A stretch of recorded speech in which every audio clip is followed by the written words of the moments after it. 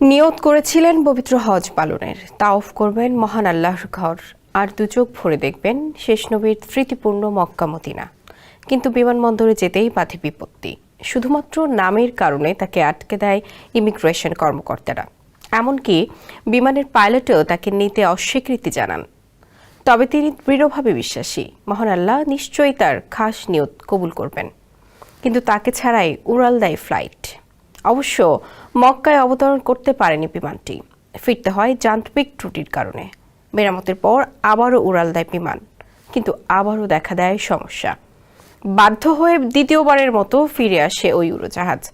তবে এবার পাইলট ঘোষণা দেন, ফেলে যাওয়া সেই হজযাত্রীকে ছাড়া তিনি বিমানই ছাড়বেন না।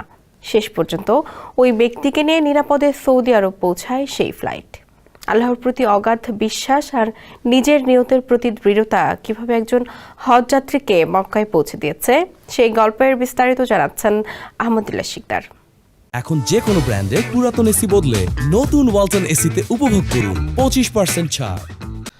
এই গল্প আসলে আমের আল মাহদি মনসুর আল গাদ্দাফি নামের এক হজ যাত্রীর, কিন্তু তা রূপকথার চেয়ে কোনো অংশে কম নয়।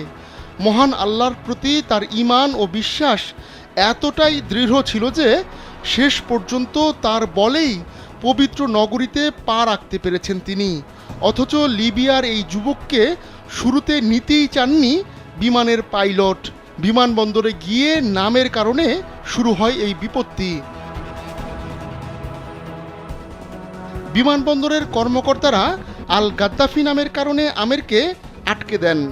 লিবিয়ায় দশকেরও বেশি সময় ধরে গৃহযুদ্ধ চললেও অনেক সিস্টেমে আল গাদ্দাফির নামটার উপর নিষেধাজ্ঞা রয়েই গেছে।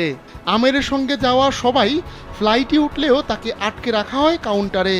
তার শত অনুরোধ সত্ত্বেও বিমানের ক্যাপ্টেন আমেরকে নিতে অস্বীকৃতি জানান।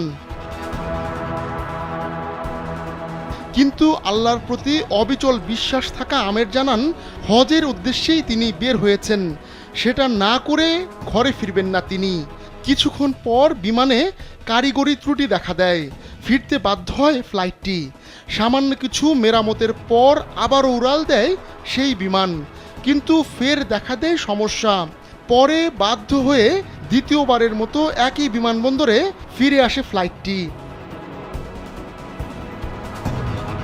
যাত্রী ও ক্রুরা জানান, এরপরই বিমানের ক্যাপ্টেনের মন গলে যায়। তিনি শপথ করে বলেন, আমের এই ফ্লাইটে না উঠলে তিনি বিমানই ছাড়বেন না। শেষ পর্যন্ত আমেরকে নিয়ে সৌদির উদ্দেশ্যে রওনা হয় সেই ফ্লাইট, আর কোনো রকম ঝামেলা ছাড়াই পৌঁছায় দেশটিতে। আমেরের এই গল্প সোশ্যালে ছড়িয়ে পড়তেই অনেকে বলছেন, আল্লাহ তার খাস নিয়ত কবুল করেছেন। আহমদুল্লাহ শিকদার, কালবেলা।